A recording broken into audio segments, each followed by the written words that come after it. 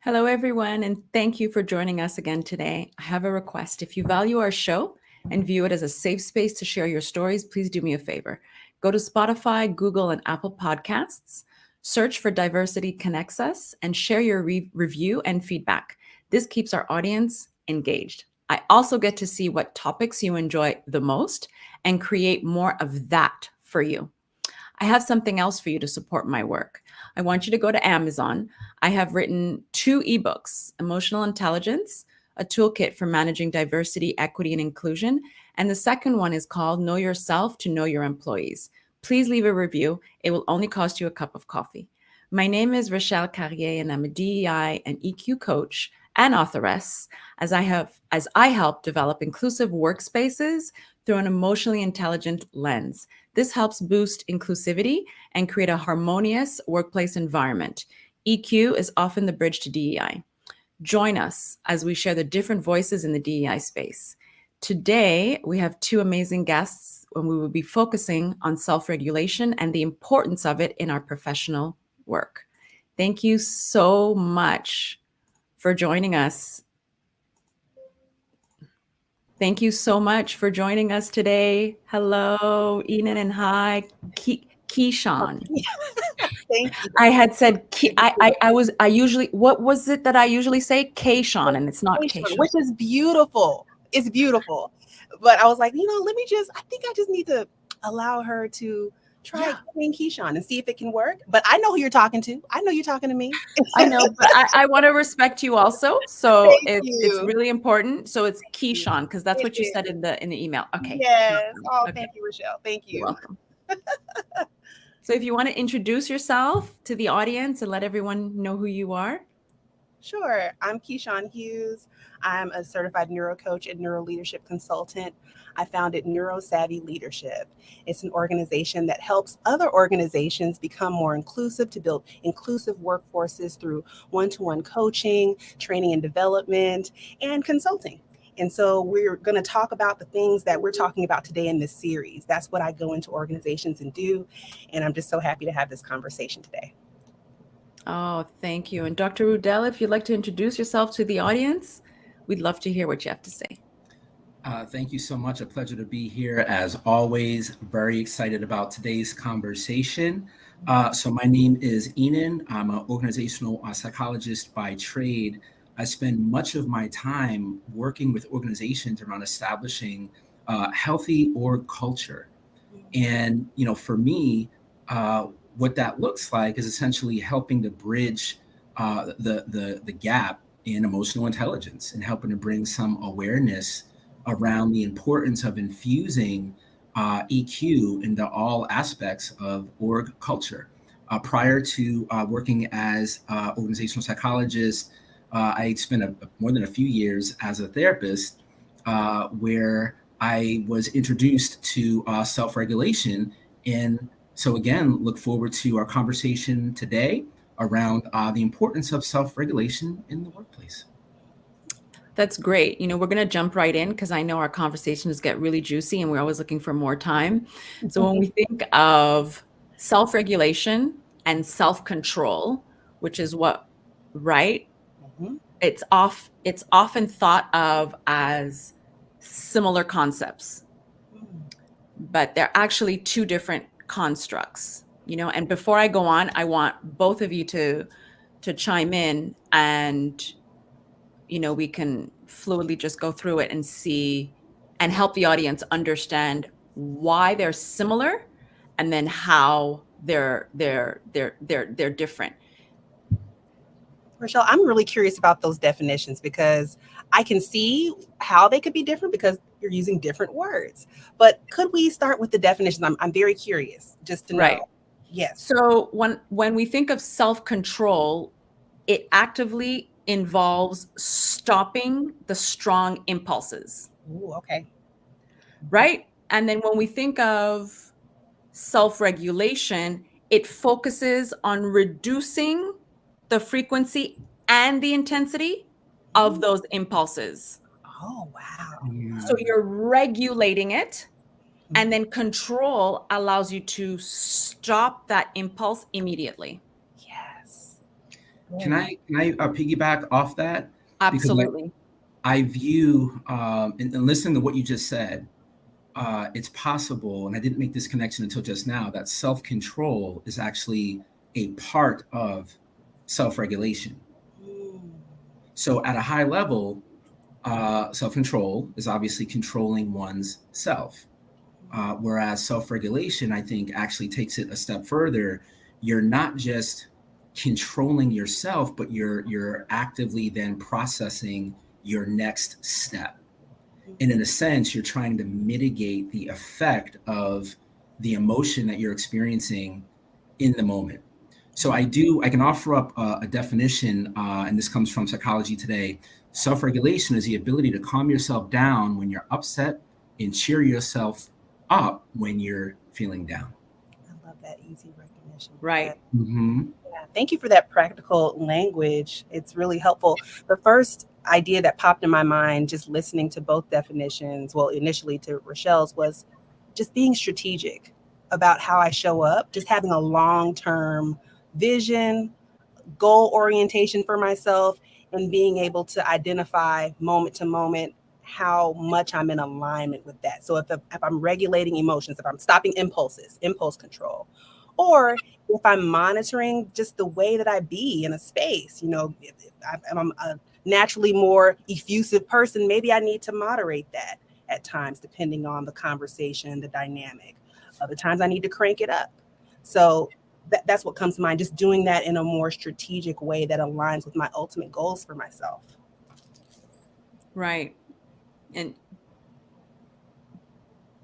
do you think that self-regulation also operates on a subconscious level? Absolutely. Because when I think of the subconscious level, these are ways of being that I'm not necessarily aware of moment to moment.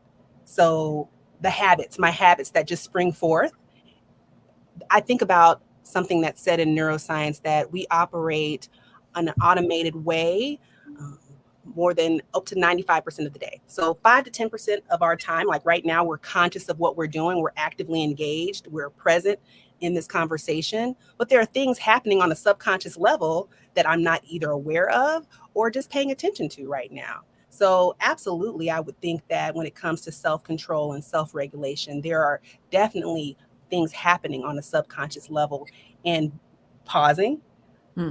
as Enan said, and being reflective about processing can help me bring more of that to the surface to understand how to utilize it. Yeah. Right. I something else came up, and I'm thinking maybe, Enan, you could piggyback on this. I'm not sure if in your practice this is a, um, a, a a type of therapy that you used with your clients or your patients. Is self regulatory theory, is that something that you used, or is it something that's that you've done research on, or is it something that you've heard of, or and if not, then I can break it down. But is this something that you used when you were in practice? Absolutely. And one of the things that I would do is reframe these theories and approaches in a way that would meet the client where they're at, right? So we might have a conversation around mood, feelings, the thought process around that, and how it surfaces through your behavioral patterns and how it affects the day to day. So, what was informing my practice, yes, was this theory. But the way that it would show up would be having these really deep dives into what's surfacing for the person moment to moment. And how might we be able to make meaning of it in a way that allows them to manage their own affect.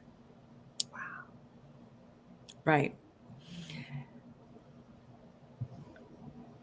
So I have a mouthful, so maybe you can both help me break it down. I'm So, ready. okay. So I read in an article in Positive Psychology that part of the SRT, the is ego depletion. Now, when we think of the ego, right, it's it's a mental state where an individual's willpower has been exhausted, and it's the ego who wants to be right, the ego who justifies the anger, it's the ego that um, you know considers nothing nothing else above their own desires. Mm. According to this article, when SRT has been implemented, one of the things is to deplete the ego so that it can enhance the self-control, right? So if I want a candy, I go to the candy store and my ego is saying, I'm going to get that candy. And it's just one candy. I'm going to get that candy because I want that candy and I deserve the candy. That's the ego. Mm. And then self-control is, if I eat that candy, and actually now I'm going to speak the truth because this is what candies do to me. It gives me inflammation. My knees become inflamed. All the artificial sugars just, they don't do well in my body. And now the self-control is exercised when I think of the after effect. Yeah. And I say, no, I'm going to control this impulse. I had a candy yesterday. I'm not going to have a candy today. But in depleting the ego, this is when that self-control can actually surface. Wow. Mhm. That's so Right. So I appreciate so much of what you just said, Rachel, and I think how I make sense of this is thinking about workplace and team dynamics. wow. Yep. So when working as a member of a team, how many times do we find ourselves fighting that inner clamoring to take over the process or to align the process with what feels best for us as an individual in that moment, and having to get to a place where we can learn or be okay with letting go of that in such a way where we're able to work in unison with the other members of the team and align our goal with the espoused goal and mission, overall mission of the group as a whole. So I think that there's, again, there's a lot here. It's incredibly nuanced. When I think of ego, absolutely, there's this piece of this conversation here that really does center around managing our stuff in such a way where we're able to show up productively. Absolutely. Just the phrase ego depletion, the idea of depletion or diminishing something, I'm thinking of what's being boosted up. If I'm depleting one part of me or an aspect of me, what am I then building up as a balance? And the word trust came to mind. Self-trust, trust in others. If we're thinking about team dynamics, how can I productively show up in a team environment, an organizational environment, and have a more depleted ego if I don't trust the people that I'm working with or for, right? So these kinds of questions come to mind. I think trust is essential, both self-trust and then trust in others, the people that I'm working with, the people I'm in community and collective with, so that we can then manage ourselves moment to moment, project to project, in a way that aligns with the organizational mission and goals. Yeah. Can I offer up a reframe Yes. to the word depleted? Please. Because I think for me, it has, and I don't know why, but it has a negative connotation, right? Nobody likes to feel depleted, Right. in any sense, right? So is it depleting, or is it shifting and adjusting our mindset in such a way where we're still holding on to our individual espoused values, but we're also making room for what might be best for the process as a whole, and being open to alternative perspectives and other ways of viewing whatever the objective might be. I love that idea. To me, it just aligns with abundance, where there's room for it all, and just being able to be self-monitoring enough to choose when best to utilize this in the most positive, effective way. So yes, instead of depleting the ego, it's present. However, maybe not on the stage, maybe not forward seeking, or, not the one making the calls. It's like I'm able to be, once again, in community, in conversation, where I'm adding to, it's an addition, as opposed to a subtraction type of experience. Because when I think of subtraction and depletion, you're right. I think of my threat response is going off, right? I think of wanting to then fight or flee, right? So I want to be able to stay and play. I want to be engaged. So I love that reframe, Enan. Yeah. Well, and so one of the athletes often make really great motivational speakers. They do. And it's because oftentimes they've had to manage that ego in such a way. When we think about, so we're just coming off of, not that long ago, the NBA playoffs, right? Think of how athletes have to routinely learn how to work in within these frameworks that foster sort of or that are largely about team dynamics and less about individual performance. So we're actually seeing examples of people doing this every day, if we're willing to view it in that way, where, let's say you take a LeBron James, has to routinely find ways to be great within the confines of team dynamic. Absolutely. So good. Absolutely. It's, and I would have to say that, on piggybacking on what you're saying about teamwork, everybody has to do their part. That's what creates the team. So if one person is doing their part and then the other teammates are not, then there won't be that fluidity.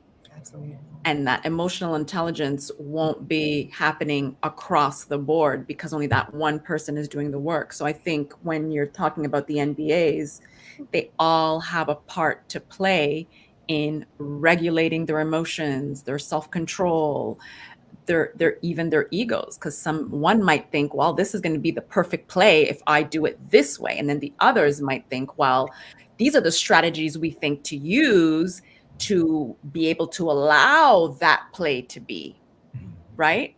Yeah. Yes. So I think it's a journey, and it's a process. And if there are good coaches, then that process will, right? If there's a good coach, that process is going to happen effectively and efficiently. Absolutely. Yeah, it brings to mind the need for coaching styles of leadership within organizations, where you don't go in with the answers. You trust the professionals that are hired, that are there to be, that are doing the work. And then by engaging them, asking them questions, both, I would say, about their day, and then also about the specific things that are happening with the work, to then gauge how to make those movements forward. But just engaging people, questioning people, understanding that people have typically the answers within themselves already. They show up brilliant and typically able and skilled to do the work that they've been hired to do. So once again, the idea of trust comes to mind, and being able to ground ourselves in that as leaders and as teammates, I think is so important. Yeah. Well, and just to piggyback, Keyshawn, off of your point around grounding, for me, I think how I make sense of that is being aware and in tune with what is surfacing, or what might be surfacing for us moment to moment, right? So much of self-regulation is being aware And we talked a little bit about this the last time that we had an opportunity to come together. This idea that silence can be really powerful because it's in silence when we're often able to hear not the stuff that's coming out of our mouth, but the stuff that we're actually feeling, right? So we can't regulate self unless we're aware of what's happening for us. And the best way to do that it is often to just take that pause, sit and relax. Mhm. I'm getting so excited when you said what know. might be I know, me too. present. I'm like chomping at the bit because I'm thinking about needs. What needs are there that need to be met? Individual and collective needs. Yeah. And are there barriers? So much of what leadership is identifying needs, meeting the needs in the best ways that you can, and identifying and removing barriers. So they can be psychological barriers, they could be physical barriers, they could be all kinds of barriers that we find in the workplace to make it so that people can show up and be their best selves and do the work that they're being called and asked to do. Mm. When we think, can we give some examples of ways that our audience can use self-regulatory behavior? Like, when I say an example, it would be, let's say, a cashier, and I'm thinking off the top of my head, a cashier is working at X store and there's an angry customer, right, who is upset about something, and the cashier just stays quiet. She doesn't retort. She doesn't, go back to say anything to the angry customer, but and then we can use that example probably in the workspace as well, in different workspaces. This is an example I'm giving, and that would be an example of regulating or controlling her own impulses and her own feelings before addressing the customer. So when we think of examples, what other examples would come to mind in a workspace? I'm thinking of examples of communication, particularly team dynamics in hybrid and remote environments. There are scenarios in which we're working on a project as coworkers, and maybe there's a Slack channel where people are typing in all caps because they're really passionate about something, but they're yelling. People can read that as yelling. Or when you get onto an actual Zoom call or a Teams call and you're not able to get your point in, there's someone who dominates the conversation, someone who speaks with an aggressive tone. We're thinking about tonality here. These are the types of dynamics that I experienced in the workplace and possibly still do when I go into consulting engagements and such. So my mind goes to ideas related to assertive communication techniques. We want to be able to communicate assertively. Typically, there are 3 different ways we can communicate: passive, assertive, and aggressive. We pick a lane. And I encourage people to pick the assertive lane. And the assertive lane is grounded in the idea of we're going to create a win-win situation, a win for me and a win for you, a win for the organization and a win for the collective or the client. So thinking in that way and then moderating your communication, the way you approach the topic. Last week we talked about, or the last time we met, we talked about shooting off the email without pausing, like sending the angry email, clicking send, but not doing that. If you're in a self-regulatory space, if you're being more self-aware, you would pause, you would write the email, but then take a moment before you send it, maybe a day, maybe an hour. So those types of behaviors. And that's a way to identify, okay, well, would this be a win for me if I send this email right now? I call that the ready, fire, aim instead of ready, aim, fire. Stay ready, and then you want to take time to aim. So that time that you take may be a few minutes, it may be a day, 24 hours, but utilizing these types of techniques before you then fire, before you then respond is so important. And doing it under the context of being assertive. where you're showing up positively for myself and others. Hmm. You know, I want to address, there's a few comments in here that I'm loving. So I'm going to look over and read them out. So Lou Edward Matthews, thank you so much for showing up. I really value your feedback. So he says passive, assertive, aggressive. I like. But then he goes on to say, what if the organization's action is harmful, toxically positive, and unaware? Whew. Great question. I know. What happens in that situation? You know, do we do like the cashier and not right and not respond right away? And actually, Enan taught me this last year, and I remember it's to pause, you know, to take a step back. I think we did this on a podcast for the holidays. Yeah. You know, do I retreat? Is there a certain time to say something when I go out for the holidays with the family? Do I pick that time, you know, to address a certain family member at the dinner table during holiday, or do I reserve it for another time? That's I got to pause, and I understood to retreat and to choose a better time to address the situation. So when Lou Edward Matthew says, you know, what if it's a culture that's toxic and unaware? I think that would be the best time to retreat and then address the situation at a later time. Do you? Toxic positivity is a real thing. It's a real thing. And it's so nuanced, because someone in the chat also said, what if people read my assertiveness as aggressiveness?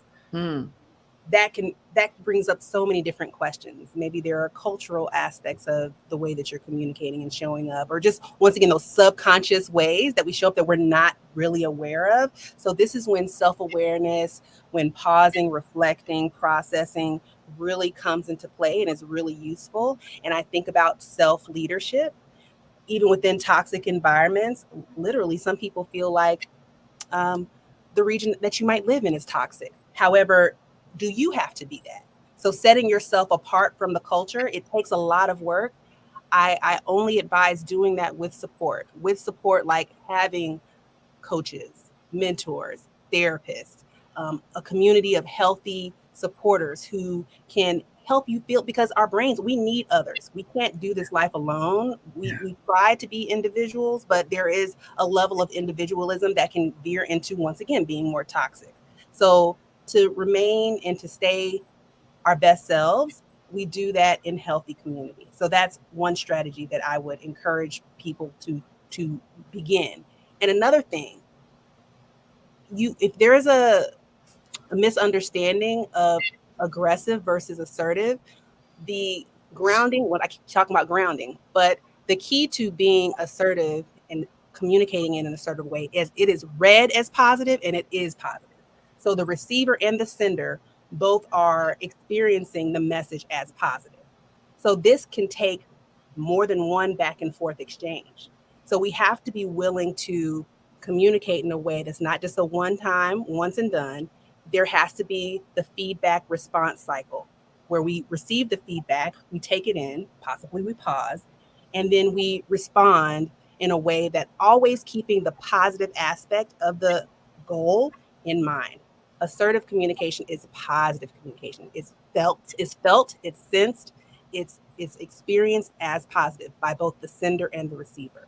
So that can hopefully help to understand and to discern whether or not a person's form of communication is veering into the aggressive versus the assertive. Right.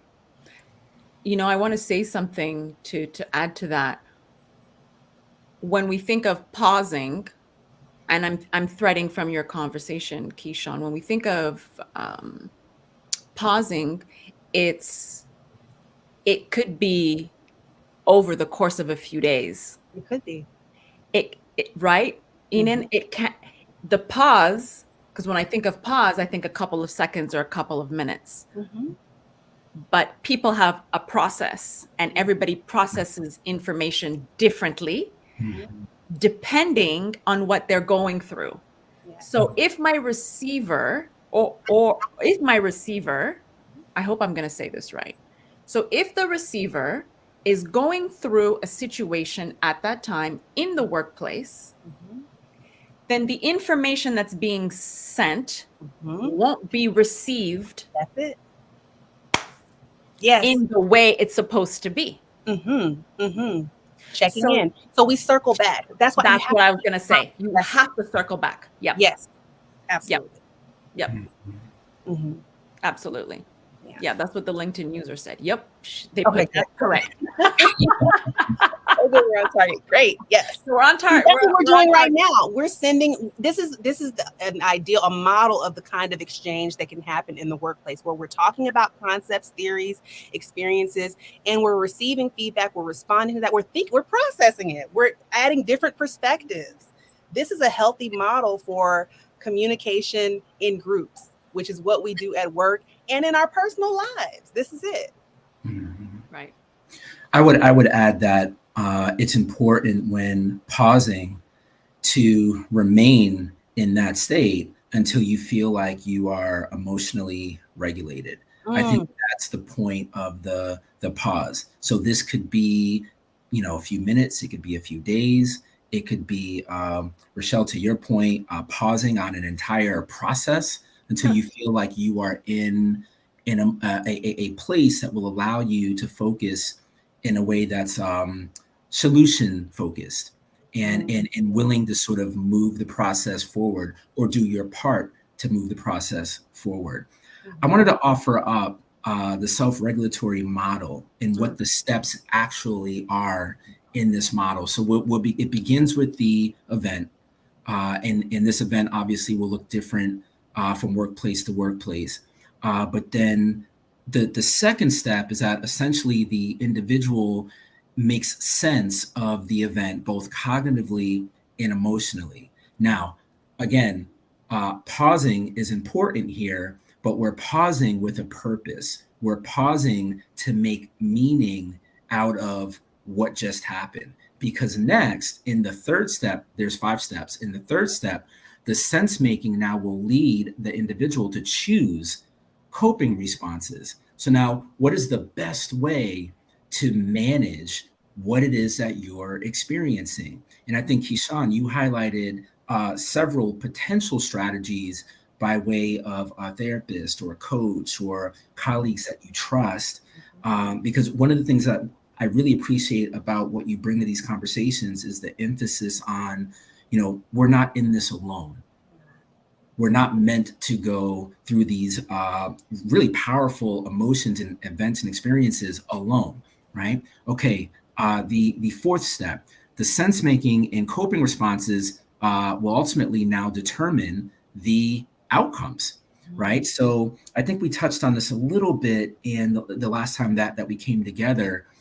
It really is contingent upon 2 things: how you are in that moment and how you plan to move forward. Both deserve consideration in this 4th step.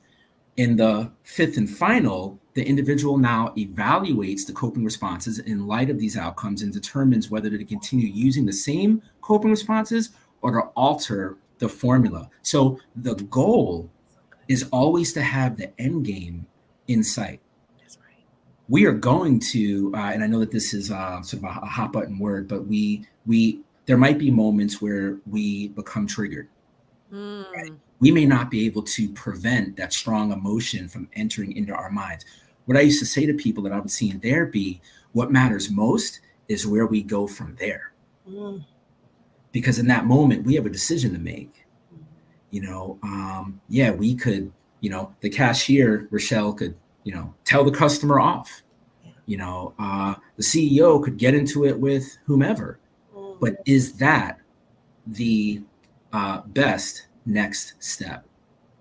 Is that the step that's going to align the process in such a way where it's now back on track and headed toward what would be, largely deemed as success. Right. When I think of that, I think of, oh, maybe this could be another podcast, resiliency, Yes. right? Yes. When do we know when it's not about us? Mm. When do we give that person in our minds, in our hearts, and say, that was their issue, this is not mine, and not to take it personally? Because when conflicts are occurring in the workspace, sometimes you're crossing the hallways and you're speaking to people. One thing might be said, another thing might be understood. And as you're crossing, you're left now with thoughts. It's like, oh, did I say something to offend them? Should I take that personally? And then I think there's so many layers in it. And maybe it's a topic, because I know we're coming to the top of the Diversity Connects Us hour. When we talk about resiliency, how do we do it? Eden!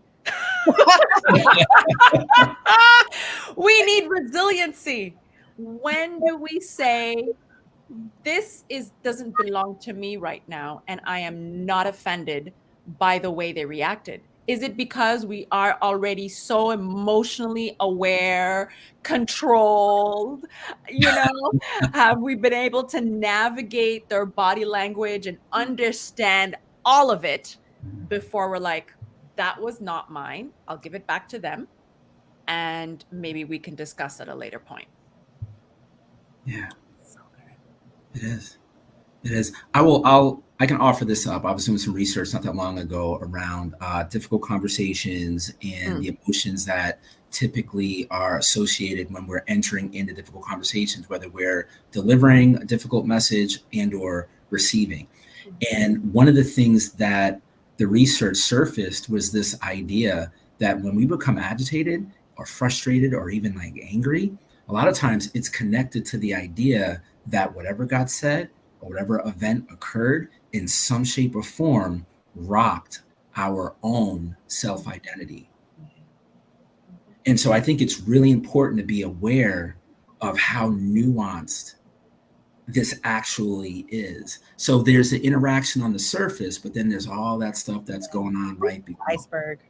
Right? Yeah. And I had never really made that connection, but when I read a little bit further, I think about how each of us on this call now, think about how when you go through your day to day, how you identify. And now think about what would happen. Well, so like, for example, how do you see yourself in the context of the world around you? So we all have our personal values. We all have our sort of like way of being, right? When that gets rocked or we perceive that someone has challenged that, that's often where the frustration and anger comes from. I never made that connection in that way around self-identity prior to that research. So this was last year, probably around November, December. Yeah. So I think that's a really interesting sort of talking point to maybe carry over into the conversation around resilience. And I'm happy to actually share more. I have that research. I'm happy to share more about that, and maybe we can tease that apart. Yeah, because it talked about how sometimes there's 3 conversations happening within the actual conversation. So you're trying to say I have 3 voices in my head? I just told my daughter we had 2, and now you're telling me you have 3? Well, according to the book that I'm listening to now by Jill Bolte Taylor, a neuroanatomist, we have 4 conversations going on in our head. There are 4 parts of the brain, and we should bring them all to the table when we're having these kinds of dialogues within ourselves, when we're processing, and then knowing what's coming up at any moment as we're talking to others. Yeah. So I'm sure there are multiple. There are many, depending on who you are, your identity, how you identify, and your life experience. There could be so many. Mm-hmm. Right. But I just wanted to say these words are so, I'm getting excited every time I hear you say the word resilience, because Right. to me, that's the answer to, Yeah. that's the response. Yeah. I want to respond from a space of resilience to these threats. To, I think about the SCARF models, a neuroscience-based model for social engagement, status, certainty, autonomy, relatedness, and fairness. Those are 5 components every human brain needs to feel safe and secure so that I can engage and can show up as my best self at all times. And I was thinking about, when you talk about the self-identity, autonomy, I have choice. I can choose. So that's something that could be, for me, that was a new awareness at some point in my adult life. Like, I can choose how I show up to these spaces. I can choose what I say next. It felt so automated. It felt so put upon me that in order to survive in these environments, I must do this. I didn't realize the choices that I had. So to be with support, with mentorship, with therapy, with coaching, which I say that, I share that because I do all of those things. Me too. I begin to understand what my choices are, how I can choose to navigate in these situations that would be produce the best outcomes for me and others. Yeah. I just want to add to that wonderful point that you just made, Keyshawn. So for about 3 years, I facilitated a men's anger management group and a men's support group. And this was a few years ago, a large hospital setting, outpatient psychiatry for adult populations. And one of the things that we used to talk about is the idea that our emotion is a choice.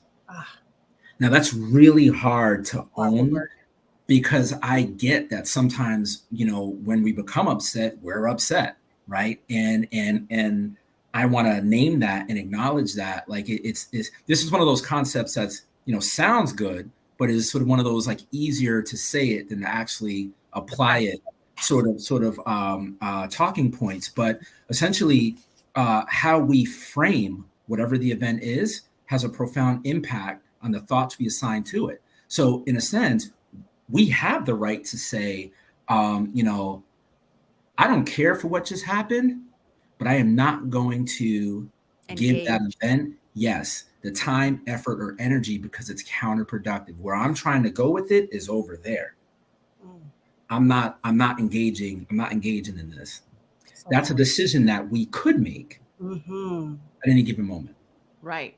That's resiliency. Yes. That's it. Yes. One other point, I do want to speak to this too, because we've talked a lot about people. I feel like what comes to mind for me is the aspect of impulse control and how I can be overly anxious when it comes to, or seemingly aggressive, or actually aggressive when it comes to communicating in a way that would be out of alignment. I want to speak to those people who are in the passive state, where they're having all of these experiences happen to them and internalizing it, retreating and not circling back, not sharing their voices, not feeling safe enough to share internally within themselves or within groups.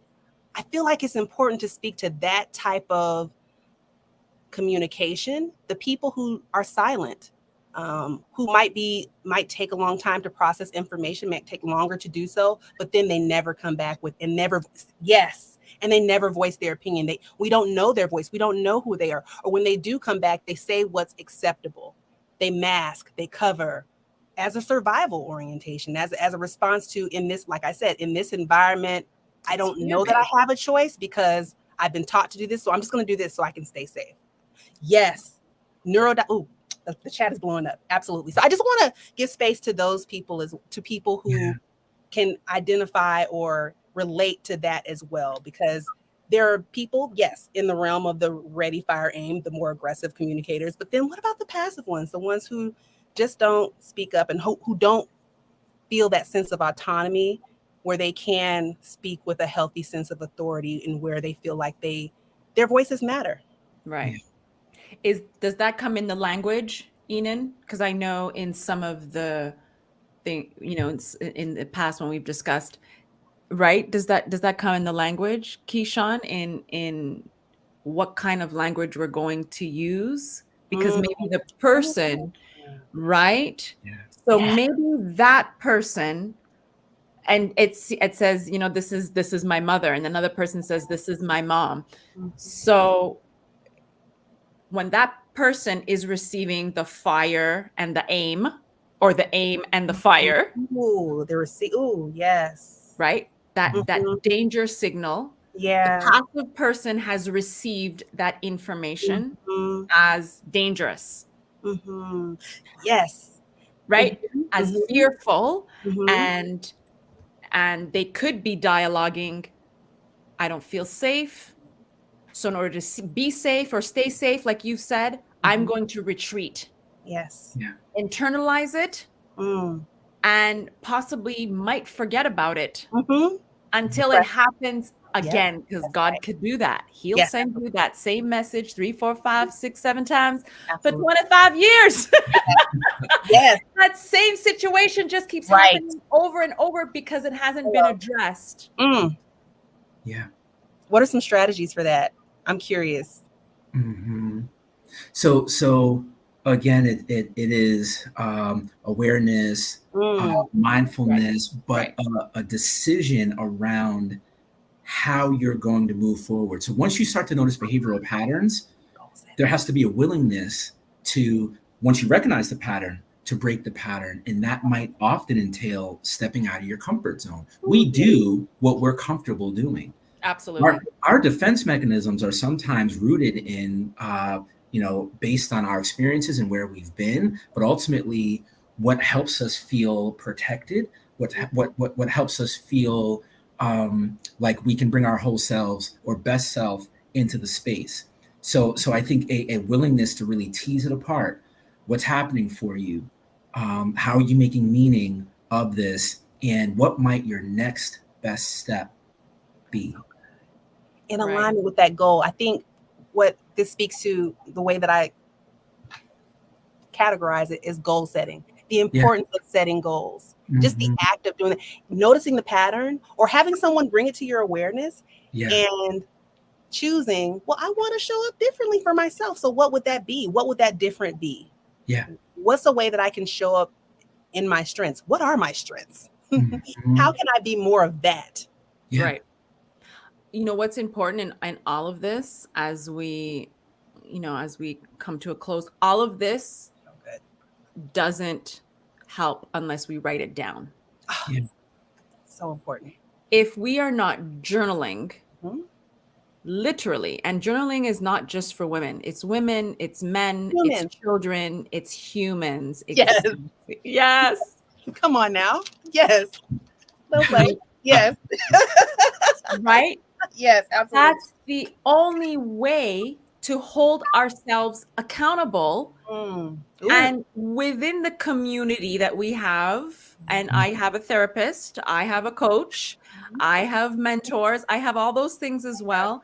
Those are the only people that can actually hold me accountable, because sometimes in my retreat, I might not go back and look at the journal. Right. Yeah. Because I don't want to do the work. Because it is work. Because it's work. So we need to really understand that all this is possible once we've written it down, to see it so it's clear, and then to mention it to the coach, mention it to the therapist, mention it to, your mentor, and see how to go from there, and what baby steps to take to make those changes, because those changes can also only happen in experiences. Yeah. We can't keep all this in our minds as we're going through our day, because we have things that we need to achieve and do.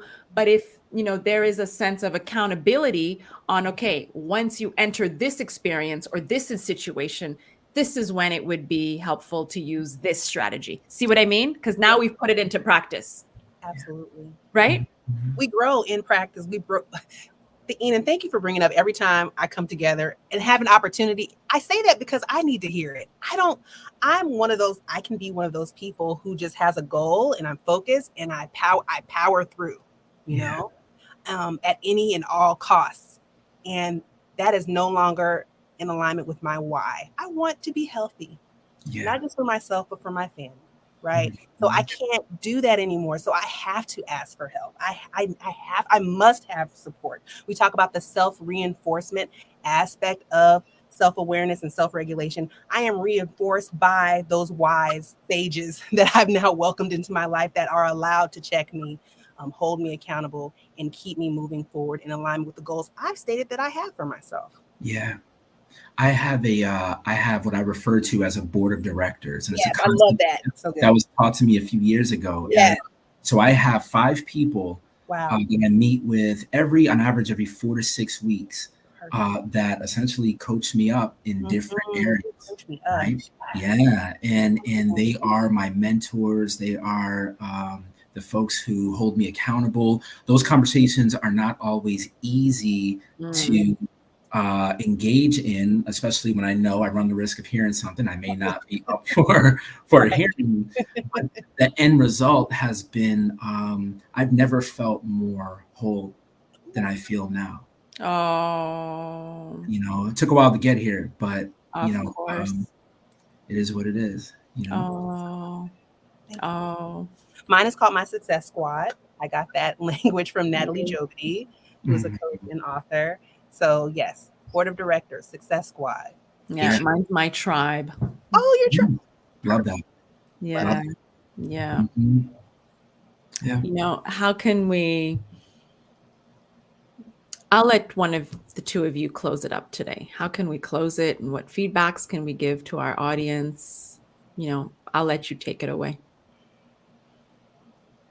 Keyshawn?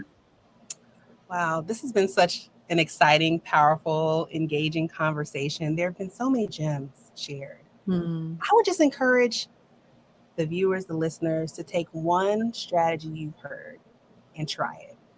The one that resonated with you the most. There are so many things that were shared. For me, it's just truly making sure that I myself am practicing what I preach and communicating in the most assertive way possible.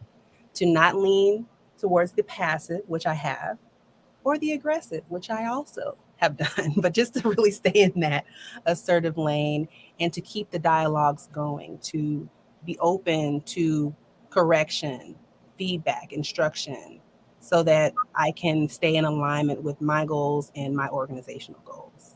And to understand that to be the leader that I want to be, that's a show of vulnerability, yes, but then also positive empowerment and power. So that's for me. Yeah. Final point.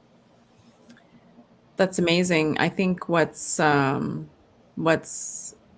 I see here from the audience is that we need to continue our series, because we've received a lot of feedback and a lot of things that we could definitely talk about come July. I believe we've booked our times for July and even August. I don't have the dates here, but I will keep the audience informed of all our dates in July and in August.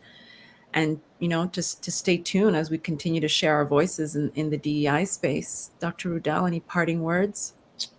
No, I think Keyshawn, what you said was beautiful, insightful. And I guess I can offer this up. I mean, I'm always grateful for these types of conversations and for what it is that we've created. And I always walk away personally and professionally with comparatively more than I came with. And I would just reaffirm, Keyshawn, something that you said. I would encourage viewers and or listeners to consider just one strategy. But I would offer up that, oftentimes, fit is a real thing. There are no cookie cutter approaches. So it's impossible. It's important rather to, if you try something by way of coping strategy and it doesn't feel like the best fit, be open and willing to try something else. The bottom line is that you are worth it. Your goals, your aspirations, your dreams, all of that matters. And so, I would encourage a willingness to be willing to engage with what might not feel comfortable in the moment, knowing that you'll get there. And it might take some time, but you'll get there with a willingness to stay the course. Absolutely. I resonate with all of it. Thank you both so much. Stay tuned as we continue to share our voices in the DEI space. To reach me, please go to hello@asecconsulting.co, and to trend with us, #DiversityConnectsUs. Keyshawn, how can the audience, and Dr. Rudell, how can the audience get in touch with you? Please connect with me on LinkedIn, and my name, Keyshawn Hughes, and my organization, Neurosavvy Leadership. We can be found at beneurosavvy.com.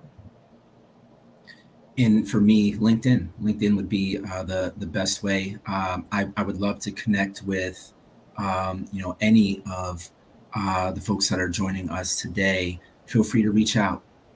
I'd love to continue the conversation. Absolutely. This has been amazing. Thank you so much. And then we'll continue our conversation